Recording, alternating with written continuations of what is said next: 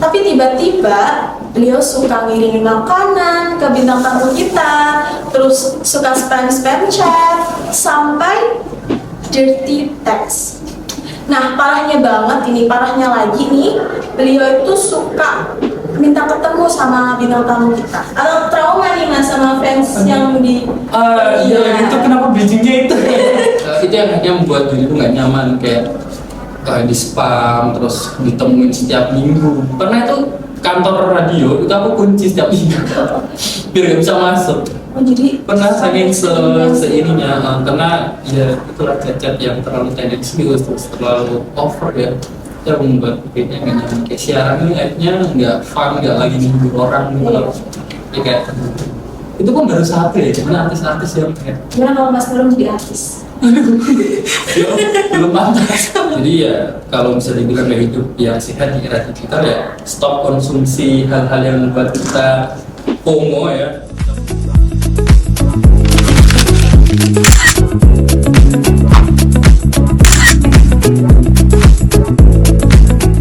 Hai, selamat datang di Talk Time, waktu untuk berbagi, waktu untuk mendengar. Pada kesempatan kali ini, kita akan membahas sebuah topik yang sangat menarik. Karena di tengah-tengah padatnya aktivitas sebagai seorang mahasiswa, seringkali kita lalai akan yang namanya kesehatan mental. Nah, gaya hidup mahasiswa juga seringkali menjadi tekanan tersendiri untuk mereka. Dan tanpa disadari, hal ini bisa mempengaruhi kondisi mental mahasiswa tersebut. Pada segmen kali ini, kita akan membahas bagaimana cara menjaga kesehatan mental dan menjaga keseimbangan akademis agar tetap terjaga. Harapannya, agar segmen kali ini bisa memberikan wawasan dan tips yang berguna bagi kita semua. Sesuai dengan tagline kita, mari kita berbagi pengalaman dan mendengarkan satu sama lain. Oke, bintang tamu kita hari ini adalah seorang remaja ekstrovert yang berasal dari Jepara. Mengawali karir menjadi seorang penyiar pada semester 3. Nah, ketika menjadi seorang penyiar, beliau ini pernah memiliki pengalaman yang cukup menarik. Ketika itu beliau memiliki seorang fans gitu. Pada awalnya sih biasa aja, cuma request lagu atau hal-hal yang normal lah. Tapi tiba-tiba beliau suka ngirimin makanan ke bintang tamu kita, terus suka spam chat, sampai dirty text. Nah, parahnya banget ini, parahnya lagi nih, beliau itu suka minta ketemu sama bintang tamu kita. Nah, barusan ada sedikit biografi yang kita dapatkan dari bintang tamu kita. Sangat menarik dan unik ya. Mungkin langsung saja bisa kita panggil bintang tamu kita hari ini, Mas Nurul Mufid.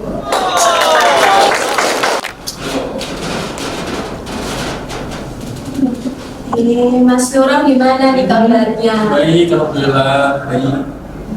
Kesibukannya akhir-akhir ini apa?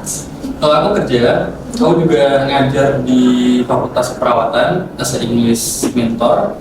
Terus untuk kerjaan di Political Party di Partai Politik. Berarti kan padat banget ya jadwalnya ya Mas. Nah, apa sih rutinitas setiap hari yang bisa membantu Anda untuk menjadi lebih produktif setiap harinya?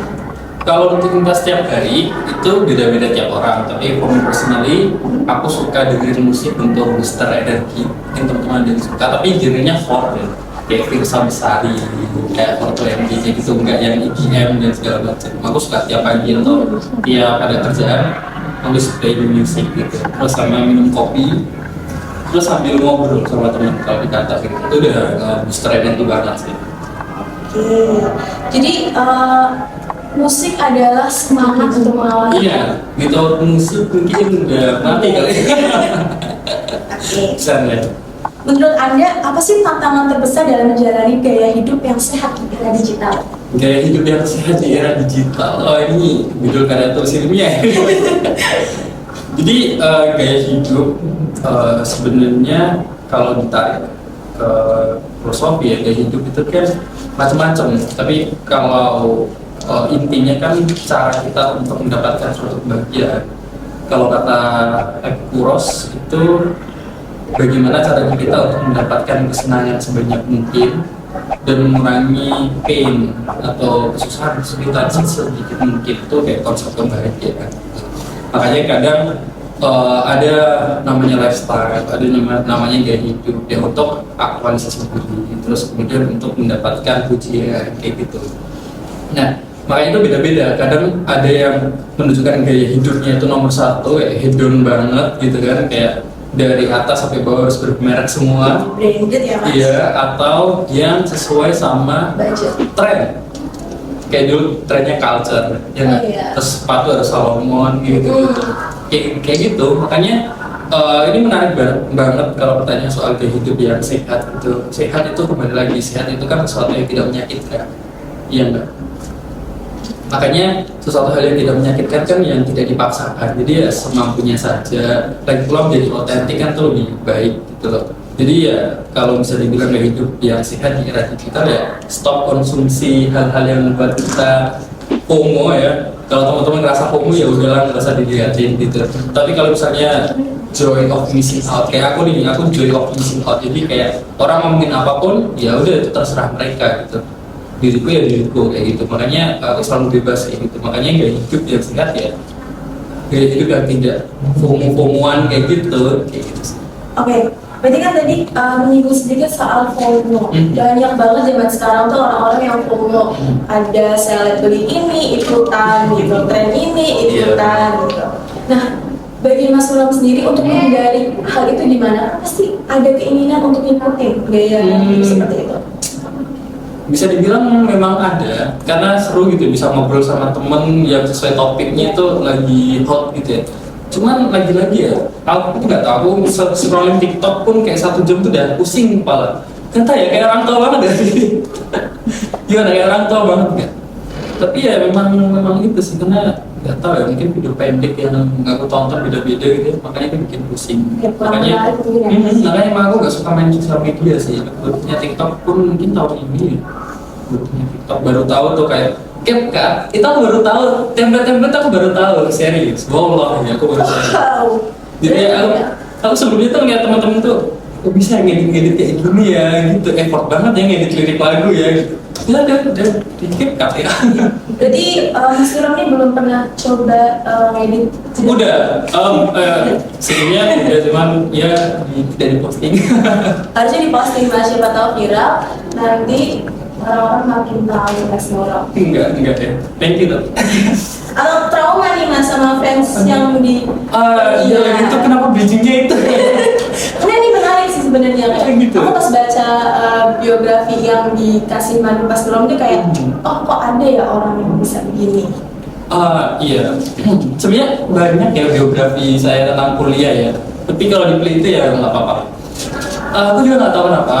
Iya, nenek-nenek itu sama fansnya itu sama aku. Cuman itu yang membuat diri itu nggak nyaman, kayak di spam terus ditemuin setiap minggu kayak gitu. Pernah itu kantor radio itu aku kunci setiap minggu biar nggak bisa masuk. Oh jadi Pernah saking seininya, karena ya itulah cacat yang terlalu tendensius terus terlalu over ya, itu membuat kayaknya nggak nyaman. Kayak siaran ini kayaknya nggak fun, nggak lagi menghibur orang gitu loh. Ya kayak itu pun baru satu ya, cuman artis-artis yang kayak gimana kalau Mas Sulam jadi artis? ya, belum pantas. Belum ya? Oke, terus ini pertanyaan tuh kayaknya ada sensitif karena menyangkut soal mental. Jadi menurut Mas Sulam pribadi, ada nggak sih kaitan antara penggunaan media sosial dengan kesehatan mental? Kalau ada, gimana cara Mas Sulam untuk mengelola hal tersebut gitu, biar tidak melangkah terlalu jauh, biar mentalnya tuh tetap stabil deh? Ya, ini relate bagi kita ya, native digital ya. Jadi setiap lahir kita udah pegang HP. Bisa dibilang native digital ya? Kamu lahir langsung pegang HP ya? Enggak dong. Dipegangin tapi kan? Langsung live kali ya mas? Langsung live TikTok. Iya. Dapat paus nggak? Iya. Apa tadi ke mental ya? Iya, Penggunaan mental. sosial media ya untuk kesehatan mental.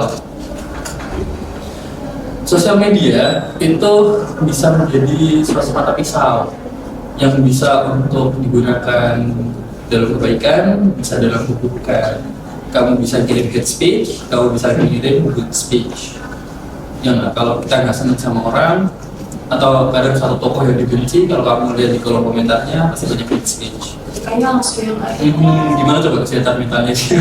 kalau saya mungkin ganggu ya Mas. Semua orang sih, semua orang. Memang artis-artis itu mentalnya kuat, makanya beberapa dari mereka punya psikolog sendiri. Ya, dan dia pun tidak punya Instagram.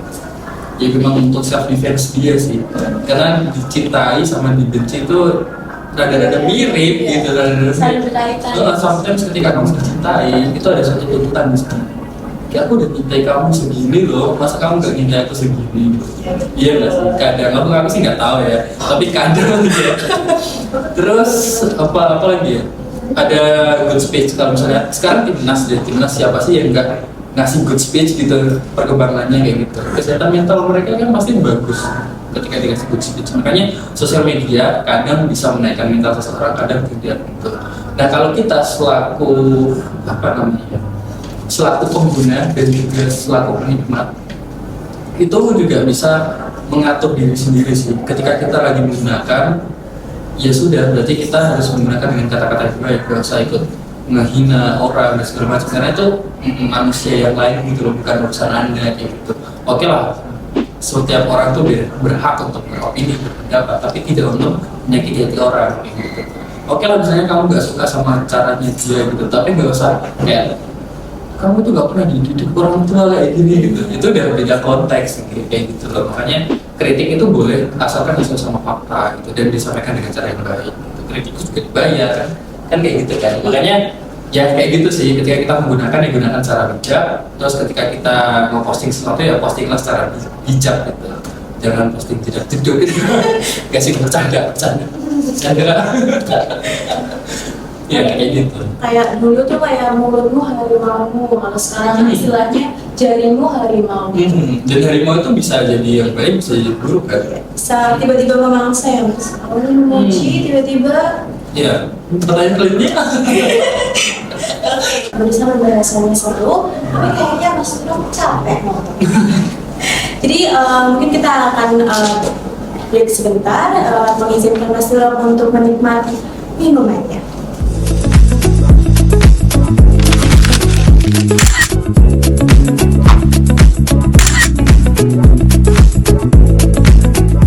Oke, setelah tadi take a break sebentar, minumnya cuma sedikit sih Mas? Iya, yang banyak tadi pas off kamera. Oke, jadi mungkin kita akan lanjut ke pertanyaan selanjutnya ya. Oke. Jadi sebagai seorang mahasiswa nih, atau dulunya seorang mahasiswa, atau secara simpel sebagai seorang Mas Nurul sendiri. Nah, pasti kan ada kalanya ngerasa jenuh, ngerasa capek, terus ngerasa kewalahan dengan setiap kegiatan yang dilalui ini banyak banget kan tadi. Nah, gimana sih cara Mas Nurul untuk mengatasi hal tersebut, rasa jenuh, rasa bosan? Iya. Diriku tuh bosan banget ya. Aku tuh bosan banget. Mungkin karena Sagittarius sekali ya. Enggak, kata orang lah. Kita jangan saya bintang. Kayak gitu. Jadi aku suka berpindah-pindah tempat dan berbagai macam suasana baru. Aku suka. Makanya ketika stuck di satu tempat dan tidak ada perkembangan itu kayak let me out gitu. Bukan take me out ya. Let me out. Kayak gitu. Sering bosan. Pertama ketika kuliah secara online, bosan banget lah di layar kayak gini gitu, nggak ngeliatin siapa, ngeliatin dosen aja, wajahnya nggak ganti-ganti lagi. Kayak gitu aja. Teman-teman kan ini semua kan off cam semua kan, kalau on cam bisa ditanya kan, bosan banget. Makanya dari itu aku coba buat ikut-ikut online conference di Instagram. Di sana akhirnya aku dapat banyak insight, dapat banyak sertifikat yang nggak tahu sekarang buat apa sertifikatnya, tapi aku suka aja ikut online. Kadang juga dapat door prize-nya 25 ribuan, 50 ribuan juga aku dapat. Karena memang aku curious aja sih, aku penasaran aja juga. Nggak gara-gara ada door prize terus aku akhirnya ikut ataupun kayak gitu, enggak. Terus aku juga lamar beasiswa. Fun fact, selama kuliah ini aku lama tuh lebih puluhan beasiswa, tapi selalu lolos di tahap interview saja. Bahkan beasiswa tingkat internasional interview itu dari ribuan orang tuh cuma 20, dan 5 orangnya itu dari SMA, terus 15 orangnya itu dari strata 1 kayak gitu. Aku lolos kayak gitu ya. Itu udah seneng banget nih, gila gitu ya. Tapi interviewnya itu kebetulan pas acara BEM di kampus, makanya aduh ini gimana, aku punya acara BEM terus aku harus interview beasiswa, ini aku lari ke masjid. Tadi kan pikiran udah blank dan segala macam ya, selalu kayak gitu. Tapi ya beberapa pengalaman sampai dengan interview itu aku senang karena dulu awal punya teman cerita kan, karena online kan, cerita sama siapa coba, iya nggak, pada rumput-rumput yang bergoyang. Angkatan corona terasa sekali. Angkatan coronanya terasa sekali. Makanya pas interview itu aku menjelaskan tentang perjuangan, menjelaskan tentang passionate-ku, tidak ambisiku, visiku dan segala macam. Makanya aku senang di sana. Oh iya, ternyata saya sudah coba berjalan di situ. Terus akhirnya aku mulai bikin podcast random aja, terus sambil wah, kayaknya kompeten jadi penyiar radio nih. Orang radionya aja nggak tahu aku nih.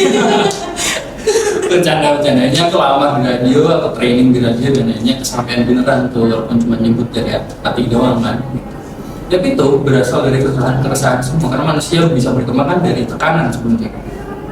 Tuh, terus udah sampai di Semarang nih, aku sendirian ternyata, anak-anak masih di Batang lah, masih di Kalimantan lah, di Sulawesi lah semuanya. Di Semarang belum ada yang kumpul nih. Di kosan di Binus sendirian, kosan yang sepi, agak horor juga. Setiap training kan aku setiap hari bikin 25 naskah.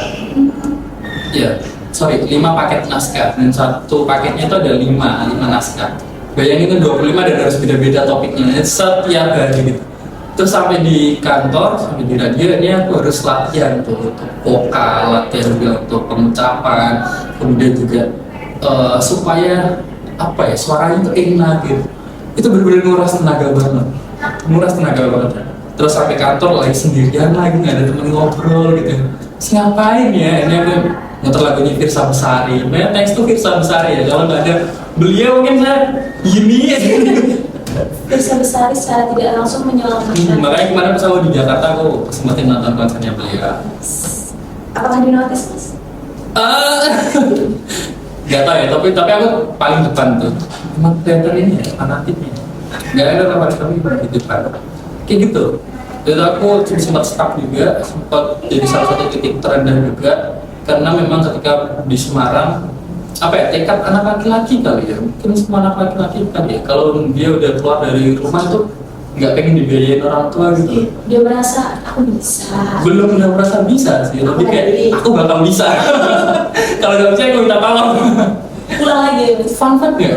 Kamu tahu fun fact-nya my first salary gaji pertama aku tuh hanya 128.000. Karena training, aku training dan beberapa kali aku sakit makanya nggak masuk. Dari 128.000 aku harus bertahan hidup coba. Ya, setiap hari aku makannya tuh nasi angkringan pinggir jalan yang 5.000 kayak gitu. Tinggal beli yang sama. Kadang beda sih, kadang ada yang khusus, kadang Itu sama sate-sate ya.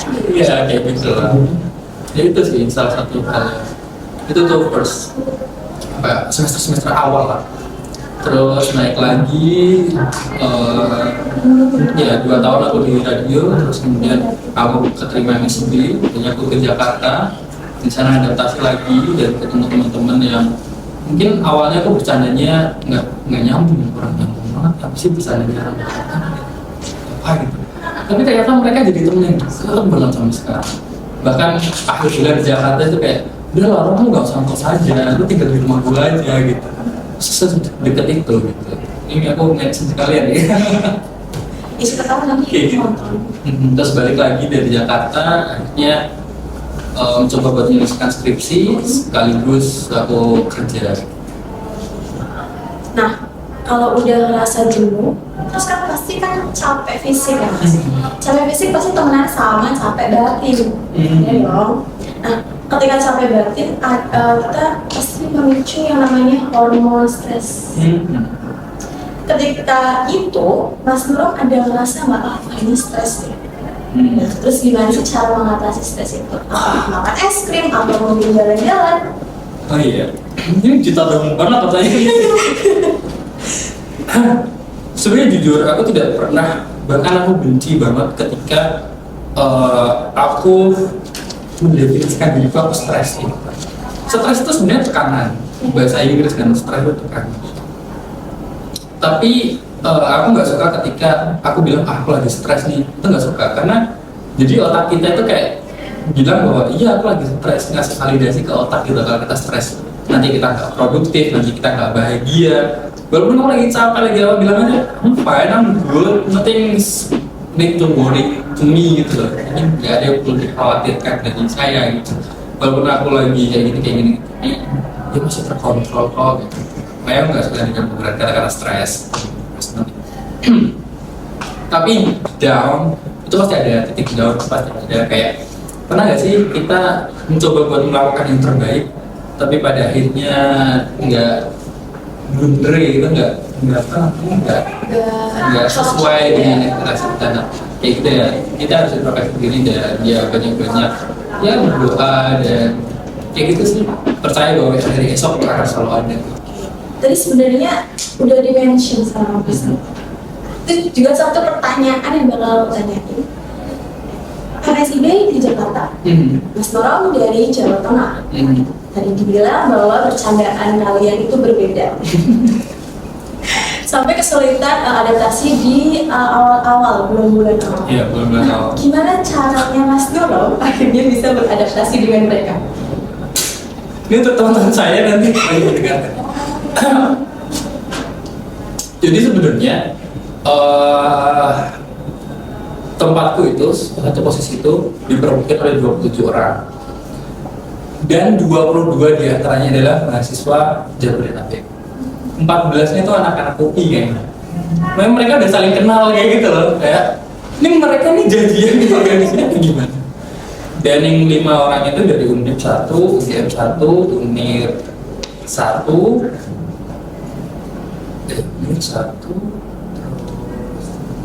UB 1, sama saya Unisula. Nggak insecure dong, dia nggak sih dari 5 orang ini harus swasta sendiri gitu. Rasa insecure, makanya aku mungkin tuh harus komunikasi with them gitu, tapi itu cara mengatakan aja sih.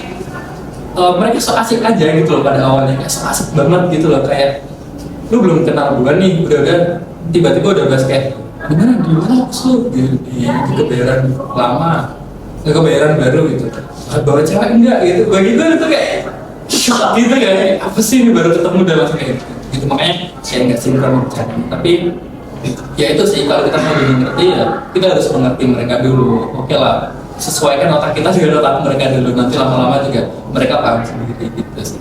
Itu aja sih kuncinya. Oke, terus mungkin bisa kasih tips ke teman-teman gimana caranya bisa bagi waktu antara pendidikan sama kegiatan di luar pendidikan. Pendidikan secara formal ya, dan di luar pendidikan. Oke. Tentukan prioritas tentu pendidikan dulu. Tapi nggak menutup kemungkinan realistis. Terkadang pendidikan secara formal itu tidak cukup. Kayak kalau kamu lihat form lamaran sekarang, itu kayak dicari fresh graduate dengan pengalaman 2 tahun di bidang advertising kan, kayak gitu ya. Makanya saya juga jengkel kadang gitu kan. Apa sih dia maksudnya apa ini? Dia kira kita kuliah sambil bekerja semua apa gimana gitu. Beda kalau misalnya kuliah sama kelas karyawan ya. Makanya teman-teman kalau bisa fokus pendidikan banget, nggak apa-apa, kejar aja. Kalau misalnya memang pengen dan memang tidak diburu-burukan oleh orang tua untuk bekerja gitu. S2 aja, S3 aja nggak apa-apa. Kita perlu tenaga profesional banyak kalau di bidang pendidikan. Kita sangat perlu itu.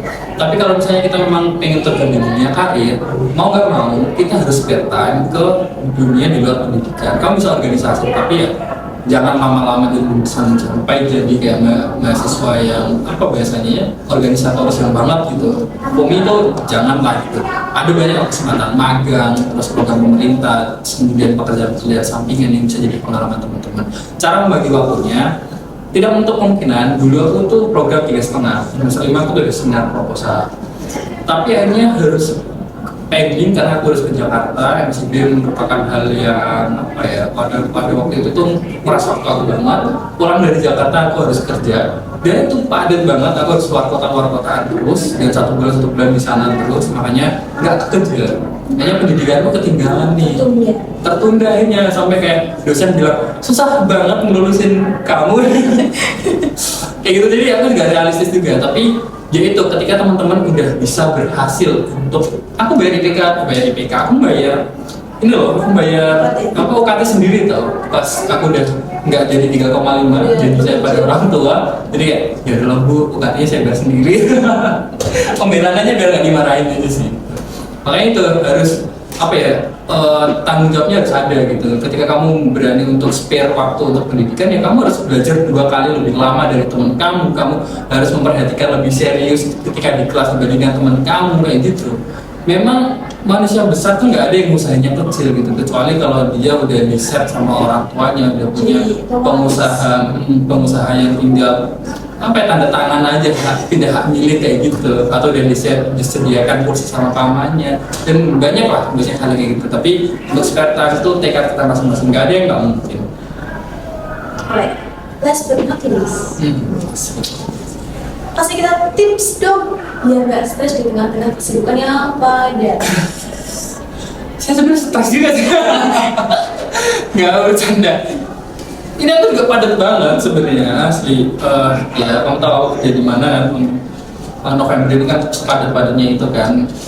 Besok aku harus ke Kudus juga. Dan komunikasinya kan agak tricky juga, banyak pihak yang harus komunikasikan. Karena cara buat stres, satu, cerita ke siapa aja, cerita deh. Karena kata temanku anak psikolog itu perasaan nggak enak atau jengkel atau dendam dan segala macam lah yang nggak kita uraikan, nggak kita lampiaskan, utarakan, itu akan menjadi suatu angin di balon yang pada akhirnya balon itu nggak tahu meletusnya kapan. Aku tuh kayak gitu, apa tuh aku pendem gitu, nggak tahu meletusnya kapan. Sampai ketika itu meletus, makanya orang-orang di sekelilingku yang kena gitu. Kayak temenku yang nggak tahu apa-apa tiba-tiba aku marahin dan segala macam kayak gitu. Makanya kita harus pelampiasan coping mechanism itu nggak apa-apa. Makan es krim, it's my favorite. Makan mie ayam, sesimpel itu. Ini nggak perlu yang gimana-gimana. Makan es krim, makan mie ayam, terus ngeliatin matahari terbenam sambil dengerin lagunya Pirsa Besari, minum kopi gitu. Itu udah gitu. Apalagi ada teman gitu. Kayak ya itu ada teman saya tuh Anam, kita pernah spend the time di mana jembatan itu, jembatan Kaligawe itulah, cuman ngobrol aja ngeliatin matahari sama ngeliatin angin kayak gitu ya. Jadi itu sih, tapi coping mechanism orang beda-beda. Tapi satu, kalau aku itu sekarang sebenarnya seru banget ya pembicaraan kita. Bisa aja. Beneran dong ini. Kayak banyak hal yang menarik yang bisa dikulik. Tapi kayaknya waktu kita sudah selesai. Aduh, sayang sekali. Kalau bisa mungkin kita 3 episode. Oh nggak sanggup. Jadi kayak kita harus berpisah secepat ini. Iya, terima kasih. Jadi makasih banyak banget Mas Sulam sudah menyempatkan waktu untuk datang sini menjadi bintang tamu kita, menjelaskan beberapa tips yang bisa kita ambil gitu, bahkan cerita unik tentang kehidupan ya, tentang fans itu. Ya, udah berapa? Jadi itu benar-benar hal yang unik sih guys. Jadi seru banget. Seru ya kalau dengerinnya ya. Seru banget gitu. Kalau untuk alaminya enggak deh. Sangat amat terima kasih kita dengan kehadiran Mas Nuroh menyempatkan waktu. Jadi kayak yang tadi Mas Nuroh jelasin, kayak sebenarnya kita sangat penting untuk menjaga kesehatan mental kita. Jangan sampai stres, biar tetap produktif. Betul, biar tetap produktif. Terus nyemangatin diri secara tidak langsung biar ayo dong hari ini produktif, ayo dong besok produktif. Motivasi diri sendiri kayak lu tuh cakep gitu, dilihat orang tuh oke gitu loh, makanya lu harus pede gitu. Ada kayak gitu. Jadi benar-benar secara nggak langsung pembahasan kita dengan Mas Nuroh ini sangat amat bermanfaat. Jadi harapan aku juga buat teman-teman tuh bisa ngambil pesan apa yang disampaikan dari pengalamannya Mas Nuroh gitu, mungkin tips and triknya gitu. Jadi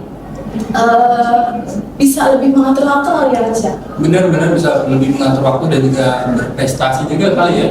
Jadi nggak hanya kuliah, nggak hanya kerja juga, tapi kau berprestasi. Jadi menurutku tetap jaga kesehatan mental kalian dan tetap jaga prestasi kalian. Sampai jumpa di episode Talk Time selanjutnya. Bye.